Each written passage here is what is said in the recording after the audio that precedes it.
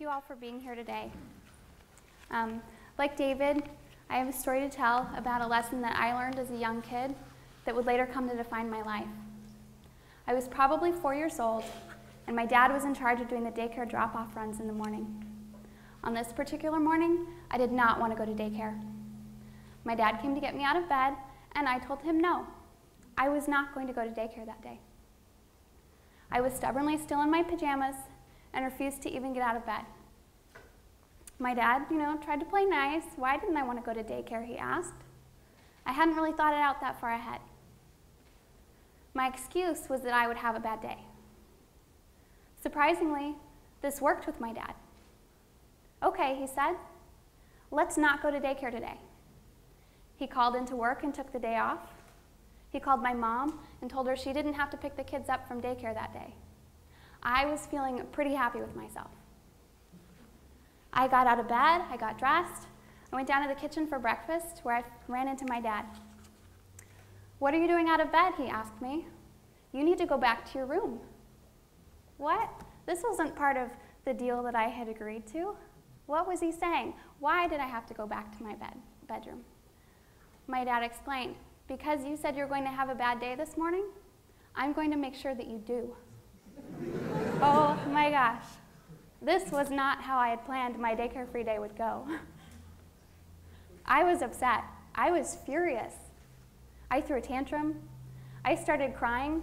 I told my dad that I wouldn't stop crying until he let me out of my room.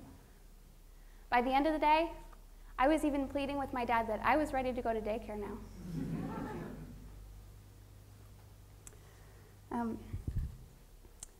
Let me tell you, the next day when my dad came to get me out of bed for daycare, I was ready to go. I told him that I was going to have a really good day that day. My dad had explained to me at the end of that day, he'd come to talk to me, and he'd said, he'd asked me how my day had gone, and I had truly had a very bad day. He explained to me that I had decided when I got up that morning, before I even got out of bed, that I was going to have a bad day. That I'd gotten my wish, I'd had my daycare-free day, but I had let my circumstances, it wasn't what I expected, I had let that affect how I was going to feel. I could choose to have a good day or a bad day. It was all up to me.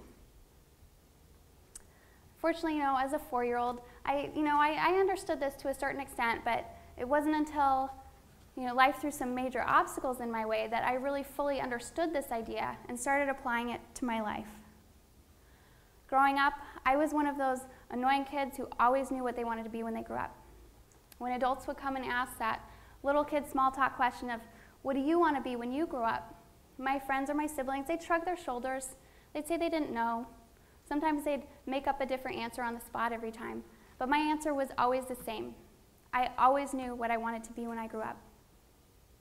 It started when my mom used to drag me and my little brother to my dad's office on the weekends, where she would help my dad with paperwork and filing, and my little brother and I would be set up in an empty conference room with one of those old big TV carts with the VCR and the TV. The highlight of these trips to my dad's office was going to the movie closet and picking out a movie that we didn't usually have at home. On this particular day, I was able to talk my little brother into letting us watch Sleeping Beauty. I think because it had a dragon on the cover.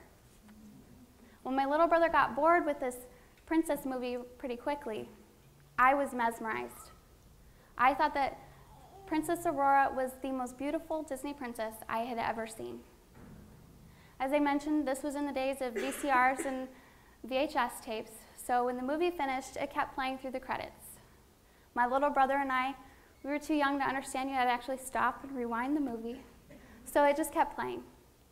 And after the credits, Walt Disney himself appeared on the screen and narrated a making-of feature about Sleeping Beauty. All of a sudden, my world was crushed. Cartoons were not real. There on the screen was a man drawing Princess Aurora. This princess that I had just seen talking and singing and reacting to things that she was experiencing did not exist somewhere. And at the same time that I started to realize that, somebody was creating this character, I also realized at the same time that this was what this man did for work. It wasn't the paper filing that I'd seen my mom do. It wasn't the boring and drab conference room that I'd associated with my dad's work. This man was paid to create art, and not just static hang-on-the-wall art. He made his artwork come to life. I knew right then that I wanted to become an artist. I wanted to be an animator.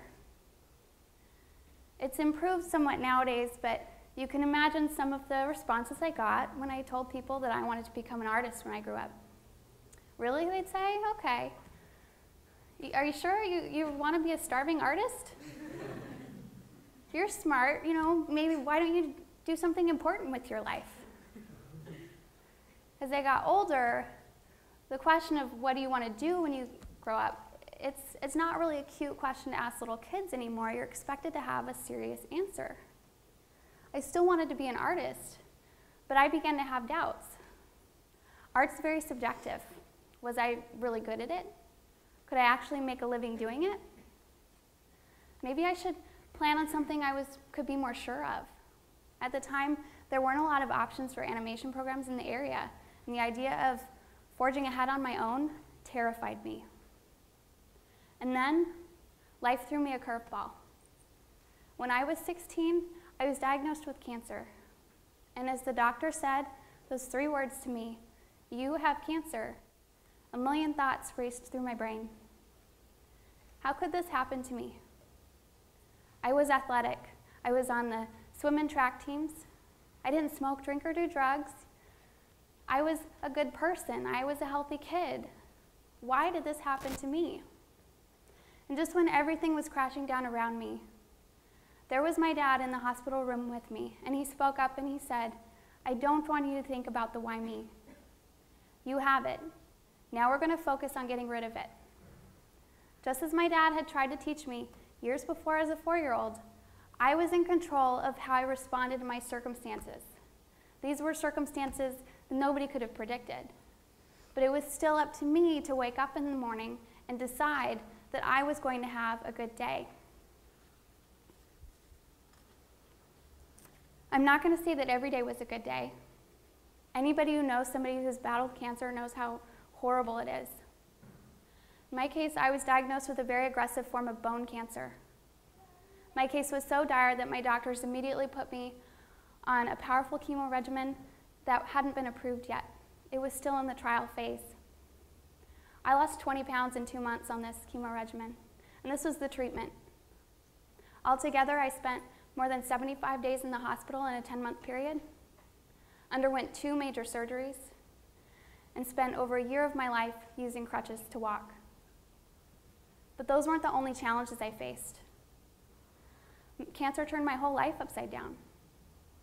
When I got home from the hospital, there were my running shoes in the corner of my bedroom where I had left them, and I would never be able to run again.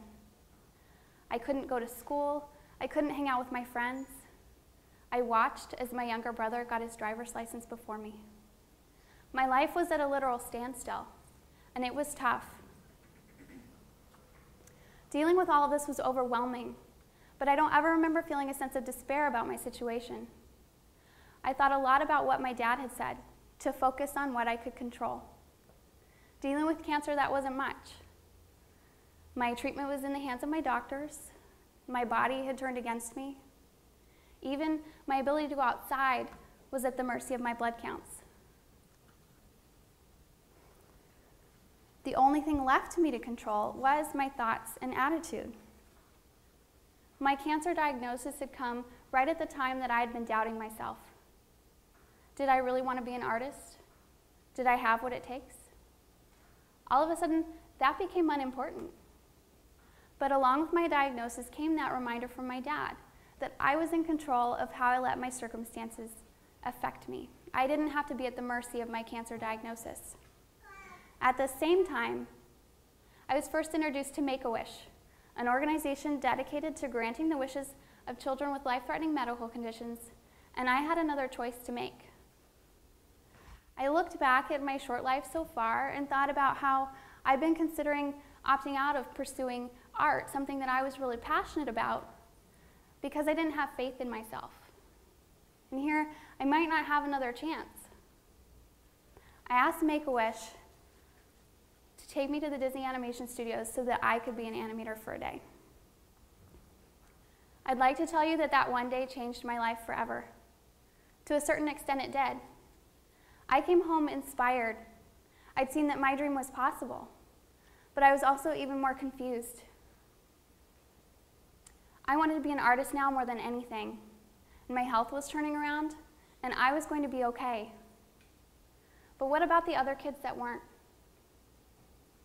Didn't I owe it to them to try to do something with my life to better the world? To become a doctor or try to cure cancer? Becoming an artist now seemed selfish. But in the end, I decided it was okay to be selfish. What do any of us want out of life but to be happy?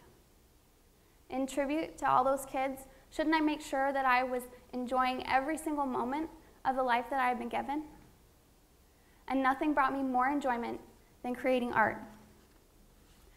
I went on to college and studied art and animation and graduated with a degree in digital art.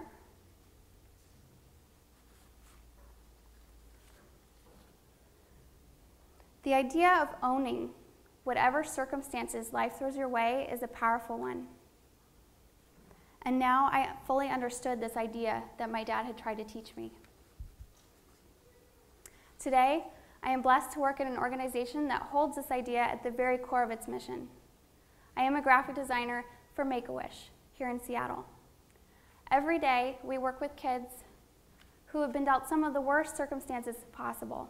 These kids have not been given a fair shot at life. And Make-A-Wish is able to come in and say, hey, we realize that you didn't get a fair shot. Well, it's really easy to feel like you're powerless in this situation. We're here to remind you that you're still in control of making decisions. We're going to offer you the opportunity to make a choice in your life. Prominent Christian pastor and author Charles Swindoll claims, life is 10% what happens to me, and 90% how I react to it. We can't always control what happens to us in life. Sometimes even the best laid plans go awry.